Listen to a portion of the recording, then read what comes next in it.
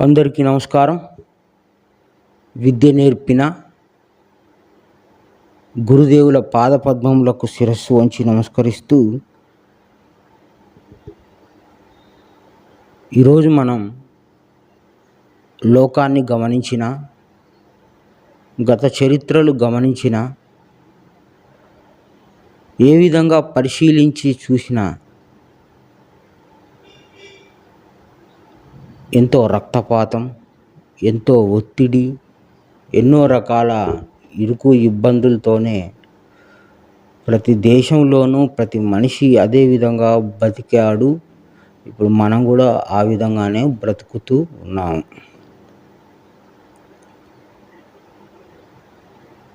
ఎన్నో విలువైన వస్తువులు, ఎన్నో గొప్ప పరికరాలతో ఈ జీవితాన్ని అందంగా, సుందరంగా, కొత్తగా మరల్చుకున్నాము. మాకు తెలివి ఉంది అని చెప్పవచ్చు. కంటికి కనిపించే విధానం అంతా కూడా చాలా గొప్పగా, చాలా వింతగా కనిపిస్తూ ఉంది. మనిషి చాలా గొప్పవాడు, ఇంకా గొప్పవాడు, ఇంకా గొప్పవాడు అంటున్నారు. సత్యం తెలియనంత వరకు మనిషి గొప్పవాడుగా కనిపించవచ్చు, కానీ సత్యం తెలిసిన తర్వాత మనిషి ఎంత మాత్రం గొప్పవాడు కాదు. మొన్న విజయవాడ, ఖమ్మంలో వరదలు వచ్చి మునిగిపోయినప్పుడు వాళ్ళ చేతిలో ఏ బలము లేక, వాళ్ళ ప్రయత్నం దేనికి పనికి రాక, కేవలం నిర్వీర్యంగా, నిస్తేజంగా నిలబడిపోయి ఆహార పొట్లాల కొరకు చెయ్యి చాపవలసిన పరిస్థితి వచ్చింది. ఏదైతే ప్రకృతి కింద మనం బతుకుతూ ఉన్నామో, ప్రకృతిలో బతుకుతున్నామో, ఆ ప్రకృతి దయా దాక్షిణ్యాల మీద మన జీవితం ఆధారపడి ఉన్నది. ఇది సాక్ష్యం.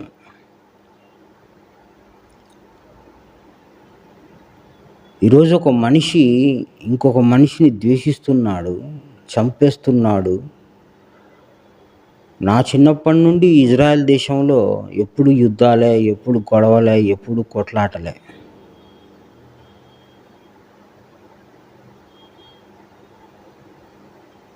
అదేవిధంగా మిగతా దేశాల్లో కూడా ఏదో రకమైన వ్యాధులు కావచ్చు, సునామీలు కావచ్చు, ఏదో రకంగా మనిషిని ఇబ్బంది పెట్టే కార్యక్రమాలు మనిషి తలలోనే పుట్టి మనిషికి తెలియని నరకాన్ని అనుభవింపజేస్తున్నారు. మనిషి ఎందుకు చేస్తున్నాడో కూడా తెలియని అయోమయ గందరగోళ స్థితిలో మనిషి ఉన్నాడు. ఈరోజు ఎంతోమంది ఇళ్లను కూల్చేస్తున్నారు. వాళ్ళకి ఉండటానికి గూడు లేకుండా ఆ ఇల్లు మొత్తం కూల్చివేయబడుతూ ఉంది. వరదలు వచ్చి ఊర్లు కొట్టుకుపోతూ ఉన్నాయి. ఎందుకు మనిషి జన్మ ఈ విధంగా నరక దుఃఖప్రాయమై సాగుతూ ఉంది, సాఫీగా లేదు అంటే, ఇక్కడ సాఫీగా జరగటానికి నువ్వు పుట్టింపబడ్డావా? పూర్తిగా సుఖపడటానికి నువ్వు ఇక్కడ పుట్టింపబడ్డావా? పూర్తిగా నరకయాతన అనుభవించటానికి నువ్వు పుట్టింపబడ్డావా? నువ్వు ఏదైతే ఆధారపడి ఉన్నావో, కూరగాయలు కానీ, నీరు కానీ, నిప్పు కానీ, ఏదైనా, ఆ ఆధారం అనేది ప్రకృతి గనక, ఆ ప్రకృతి ఒడిలో మనం నివసిస్తున్నాం కాబట్టి ప్రకృతికి మనం ఇవ్వాల్సిన గౌరవము ఇవ్వట్లేదు, మనిషికే ఇస్తున్నాం. ఆ ప్రకృతినే సృష్టించిన పరిశుద్ధాత్మ దేవుడు మనం ఏమాత్రం పట్టించుకోవటం లేదు. పరిశుద్ధాత్మ దేవుని యొక్క సృష్టిలో మనము బ్రతుకుతూ ఉన్నాము. ఎక్కడి నుండి మనము ఈ భూమి మీదకి త్రోసి వేయబడ్డామో తెలియదు. ఇక్కడ ఏమున్నాయని మనం పరిశీలన చేస్తే కన్నీళ్ళు, కష్టాలు, రోగాలు, బాధలు, ఇరుకులు, ఇబ్బందులు, అద్దెలు, బాధ్యతలు. మన జీవితాన్ని పరిశీలన చేస్తే చాలా తేలికగా బాల్యము, యౌవనము, కౌమారము, వృద్ధాప్యం 4 దశల్లో నిర్ణయింపబడి ఉంది.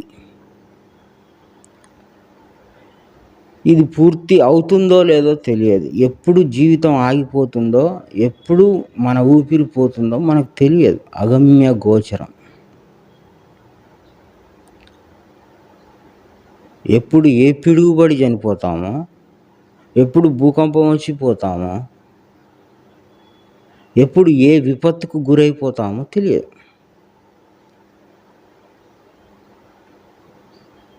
ఒక మనిషి ఇంకొక మనిషిని, తన భార్యను 33 ముక్కలు చేసి చంపేశాడంట. మనిషి తలలో క్రూరత్వం ఉన్నది, దయాళుత్వం కూడా ఉన్నది. శరీరం ఎలా పనిచేస్తుంది, ప్రకృతి ఎలా పనిచేస్తుంది, దేవుని చట్టం ఏంటిది, ఇక్కడ ఏం జరుగుతూ ఉంది అని తెలుసుకోవాల్సిన అవసరము ప్రతి మనిషికి ఉన్నది.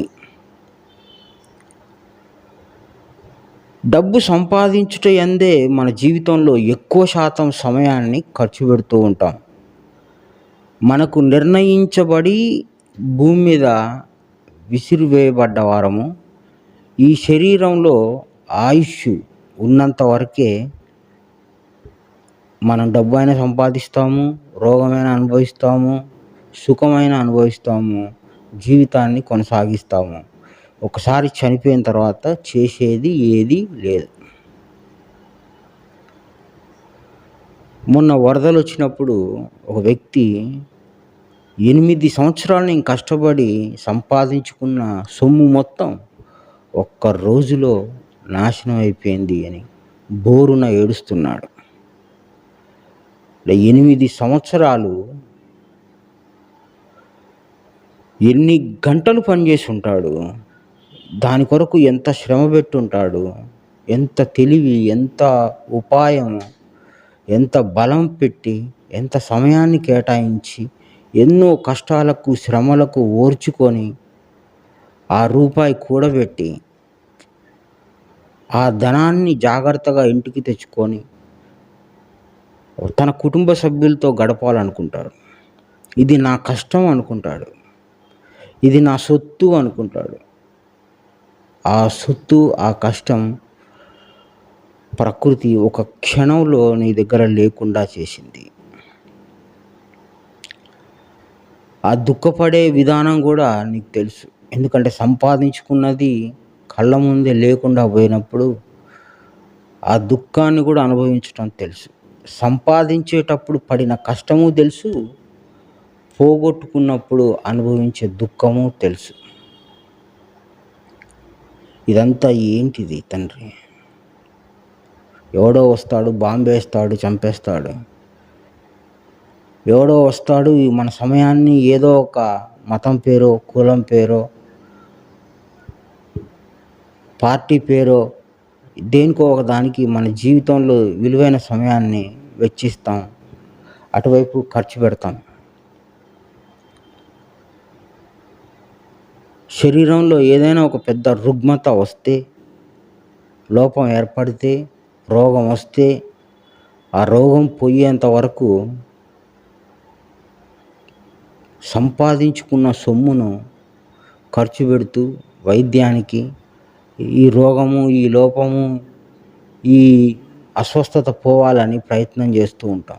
ఆ ప్రయత్నం ఎన్ని సంవత్సరాలు కొనసాగుతుందో, ఎన్ని రోజులు కొనసాగుతుందో, ఎన్ని గంటలు కొనసాగుతుందో తెలియదు. మన సమయాన్ని వెచ్చించి చూస్తే, విడదీసి చూస్తే మనము సుఖంగా ఉన్నామా, దుఃఖంగా ఉన్నామా, ఎందుకు పోరాడుతున్నాము, ఏం చేస్తున్నాము అనేది తెలియకుండానే మన జీవితం కొనసాగుతూ ఉంది, వెళ్తూ ఉంది. రాజైనా పేదైనా జరిగేది ఇదే. ఎవడికుండే దుఃఖం వాడికుంది, ఎవడికుండే బాధ వాడికుంది, ఎవడికుండే ఆవేదన వాడికుంది. కానీ ఇక్కడ ఒక్కరిని కాదు, సర్వమానవాళికి వర్తించే విధంగా, అనుభవించే విధంగా ఈ లోకం మనకు కనిపిస్తూ ఉంది.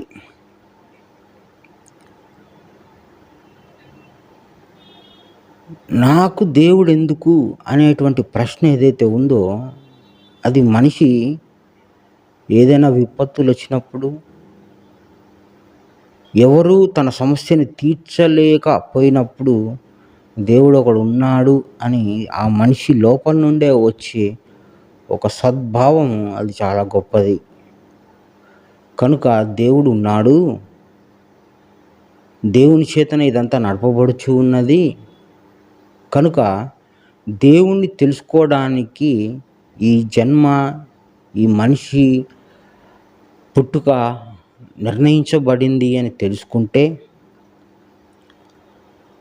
దేవుణ్ణి తెలుసుకోవడానికి కూడా కొంత సమయాన్ని మనం కేటాయించితే, అప్పుడు ఈ సృష్టి యొక్క రహస్యాలను దేవుడు తెలియజేస్తే, అప్పుడు మన జీవితానికి ఒక సార్థకత ఏర్పడుతుంది. కానీ కేవలం డబ్బు సంపాదించుట కొరకే మన జీవితాన్ని ఎంతో ఖర్చు పెడుతూ ఉన్నాము, ఉన్నదంతా ఖర్చు పెడుతున్నాం దానికే. అంతేకాకుండా ఎవడన్నా నన్ను చంపుతాడేమో, ఈ సొమ్ము, కష్టపడి సొమ్ము దొంగిలిస్తాడేమోనని సీసీ కెమెరాలు పెట్టుకొని, సెక్యూరిటీ పెట్టుకొని, దాని యందు నిరంతరం మనసు లగ్నం చేసుకొని జీవిస్తూ ఉన్నాం, బ్రతుకుతూ ఉన్నాం. ఎవడు ఎప్పుడు చంపేస్తాడో, ఎవడు ఎప్పుడు ఏ విధంగా క్రూరమైన పనులు చేస్తాడో అని ఈ లోకంలో మనం అనేక చట్టాలని ఏర్పరచుకున్నాము. పోలీస్ వ్యవస్థ ఉంది, న్యాయ వ్యవస్థ ఉంది. ఈ విధంగా మనకు అనేక రకాల రూల్స్ పెట్టుకున్నాము. కానీ జరిగే హత్యలు జరుగుతున్నాయి, జరిగే యుద్ధాలు జరుగుతున్నాయి, రావాల్సిన విపత్తులు వస్తూ ఉన్నాయి, జరగాల్సిన నష్టం జరుగుతూ ఉంది. కష్టం అనేది తెలియకుండా అనుభవిస్తూ ఉన్నాము.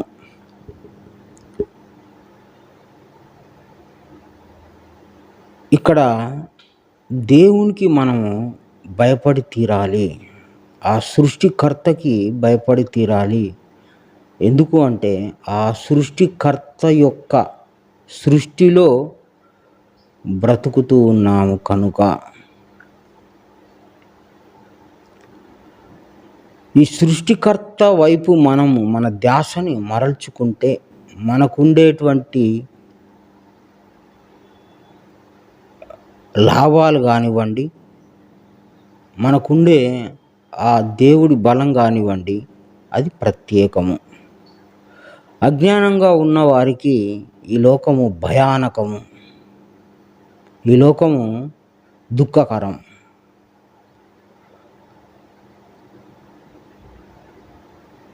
ఈ లోకంలో ఒక మనిషి ఇంకొక మనిషిని చంపుతాడేమో అని మనం భయపడుతూ ఉంటాము, ఇబ్బంది పెడతాడేమో అని భయపడుతూ ఉంటాము. ఈరోజు ఇజ్రాయెల్ దేశం, ఆ చుట్టుపక్కల దేశాలన్నీ కూడా ఎవడెప్పుడు చంపేస్తాడో తెలియని స్థితిలో ఉన్నారు. ఏం జరుగుతుందో అని భయానికి గురి అవుతూ ఉంటాం. ఆ భయం ఏమి నీకు అక్కర్లేదు అని దేవుడు చెప్తున్నాడు. అంటే ఆ చట్టం ఒకటి ఉంది, దేవుడి చట్టము, నిన్నెవడో చంపేస్తాడని నువ్వు భయపడాల్సిన పని లేదు అంటాడు. 10వ అధ్యాయము 28వ వచనం. ఆత్మను చంపనేరక దేహమునే చంపువారికి భయపడకుడి, కానీ ఆత్మను దేహమును కూడా నరకంలో నశింపజేయగల వానికి మిక్కిలి భయపడుడి. ఇక్కడ 2 భాగాలుగా ఒక వాక్యాన్ని విడదీసి చెప్పారు. దేహమును చంపువారికి భయపడకుడి. అంటే మనం ప్రతి మనిషి ఇంకో మనిషిని దేహాన్ని చంపుతాడు అని తెలియబడతా ఉంది లోకంలో. కానీ వాడికి నువ్వు భయపడాల్సిన పని లేదు అంటాడు. ఎందుకంటే వాడు దేహాన్ని చంపగలడు కానీ ఆత్మను చంపలేడు అనే విధానాన్ని దేవుడు పరిచయం చేస్తున్నాడు. జ్ఞాన వివరం బట్టి శరీరం 25 భాగాలుగా ఉంటే స్థూల శరీరం వచ్చి 10 భాగాలు ఉంటే ఆ 10 భాగాలని దేహము అంటాము. ఆ దేహాన్ని చంపువానికి నువ్వు భయపడవద్దు అంటున్నాడు గురువైన క్రీస్తు. దేవుడు చెప్పిన మాట ప్రకారం, గురువు చెప్పిన మాట ప్రకారం జాగ్రత్తగా యోచన చేస్తే దేహమును చంపువాడికి కూడా నువ్వు భయపడాల్సిన పని లేదు అన్నాడు. ఆత్మను దేహమును నరకంలో పడవేసి నశింప చేయగలవానికి మిక్కిలి మీరు భయపడండి.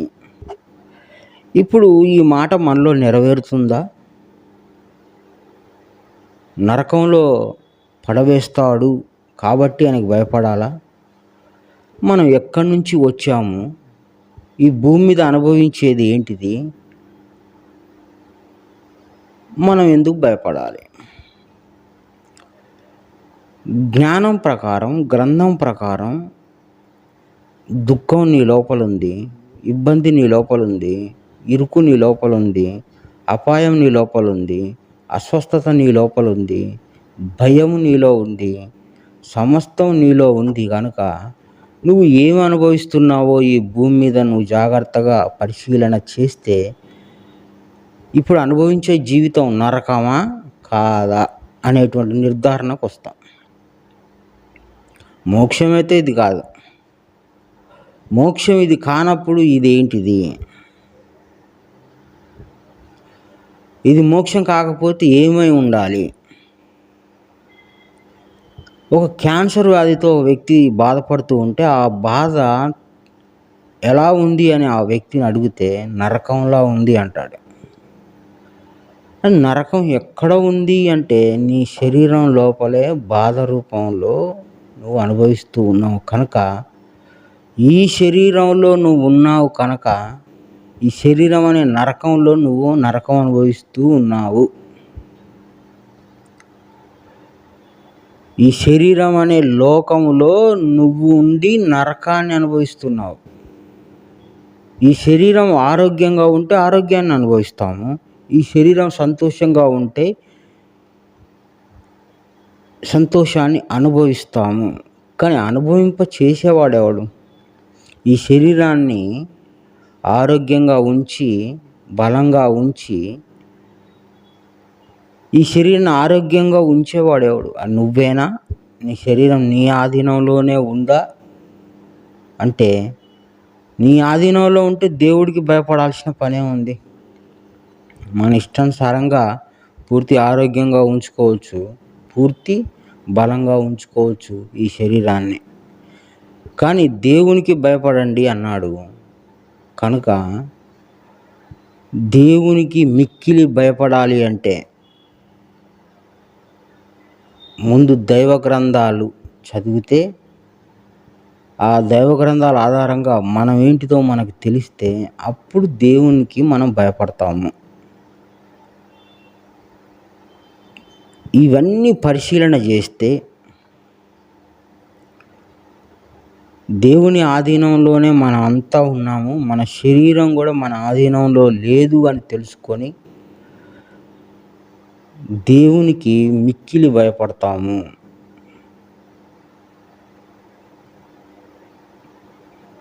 శరీరంలో ఒక చిన్న రోగాన్ని పంపిస్తే శరీరం నరకం అయిపోద్ది.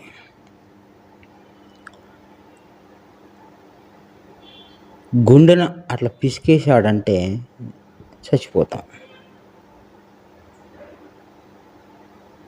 జరుగుతున్నాయి ఇవన్నీ. నువ్వు ఈ లోకంలో ఎవ్వడికి భయపడొద్దు, నాకు భయపడండి అని దేవుడి వాక్యం తెలియజేస్తూ ఉంది.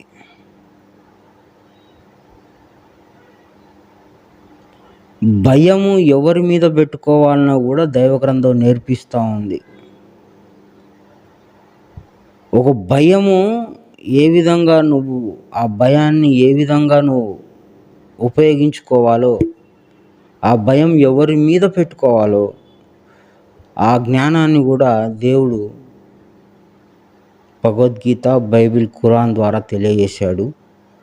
ఈ రహస్య సువార్త ద్వారా మనం బైబిల్ నుండి కొన్ని విషయాల్ని గ్రహించుకొని, విశ్లేషించుకొని అర్థం చేసుకోవాలి. మాట్లాడితేనే జ్ఞానము చెవు ద్వారా మనిషి బుద్ధికి చేరి ఆలోచించేటట్లు తనకి అవకాశం ఉంటుంది. వినాలి, చదవాలి, తెలుసుకోవాలి, సమయాన్ని కేటాయించాలి. అప్పుడే ఏ విధంగా మనం జీవించాలి, ఏ విధంగా దేవుడు జీవించమని చెప్పాడు, ఉండమని చెప్పాడు. భయం కూడా మనిషి మీద ఉండకూడదు, దేవుడి మీద ఉండాలి అని చెప్తున్నాడు. కనుక ఒక్కొక్క వాక్యాన్ని విశదీకరించుకొని, విశ్లేషించుకొని, అర్థం చేసుకొని దేవుడికి భయపడాలి కానీ మనిషికి కాదు అని తెలుసుకొని, ఆ సృష్టికర్త ఎవరైతే ఎక్కడైతే ఉన్నాడో ఆ సృష్టికర్తకు మనం భయపడాలి. కాబట్టి ఆయన అడ్రస్ ఏంటిది, ఆయన పక్కా ఎక్కడున్నాడు, ఆయన ఏం చేస్తున్నాడు, ఆయన లెక్కలు కొలతలతో సహా గ్రంథం ఆధారంగా తెలుసుకుంటే ఖచ్చితంగా మనం భయం ఆయన మీద పెట్టుకోవచ్చు. ఎందుకంటే ఆయన చెప్పాడు, నీ భయాన్ని నాకు ఇవ్వు అని. కాబట్టి ఆయన మీద భయం పెట్టుకోవాలంటే ముందు నువ్వెక్కడున్నావో తెలియాలి. నువ్వు ఎక్కడున్నావో తెలిసిపోయింది, శరీరం లోపల ఉన్నావు ఎక్కడొక్కడ. దేవుడు కూడా ఎక్కడున్నాడు అని తెలుసుకుంటే అప్పుడు నువ్వు దేవుడి మీద భయాన్ని పెట్టుకోవచ్చు. అప్పుడు వాక్యానుసారంగా నడుచుకున్నట్లు అవుతుంది. ఈ వాక్యాన్ని తేలికగా వదిలేస్తే చాలా ప్రమాదం. ఈ వాక్యాన్ని బలంగా పట్టుకుంటే ఎంతో మేలు. దేవుడి మీద ఉన్న భయము మనిషికి ఎంతో మేలు. కనుక నిరంతరం భయపడుతూ, దేవునికి భయపడుతూ గడిపే జీవితము చాలా తేలికైంది, చాలా గొప్పది, చాలా ఉన్నతమైంది. కనుక దేవునికి భయపడాలి అని స్వయంగా దేవుడే చెప్తున్నాడు. ఆ దేవుడి అడ్రస్ ఏంటిది చాలా తేలికగా తెలిసిపోతుంది మనకి. శరీరం వేరు, ఆత్మ వేరు అని తెలుసు. ఆత్మే దేవుడు గనక అనేది కూడా విన్నాం. ఈ శరీరానికి జీవం ఇచ్చి శరీరాన్ని నిరంతరం నడుపుతున్న వ్యక్తి, శక్తి ఆత్మ. ఈ శరీరంలోనే నువ్వు ఉన్నావు, నీ పేరు కుమారుడు. ఈ శరీరంలో ఆత్మ కూడా ఉన్నాడు, ఆయన మన తండ్రి. ఆ తండ్రికి భయపడితే, ఆ తండ్రిని గురించి తెలుసుకుంటే మనకెంతో మేలు.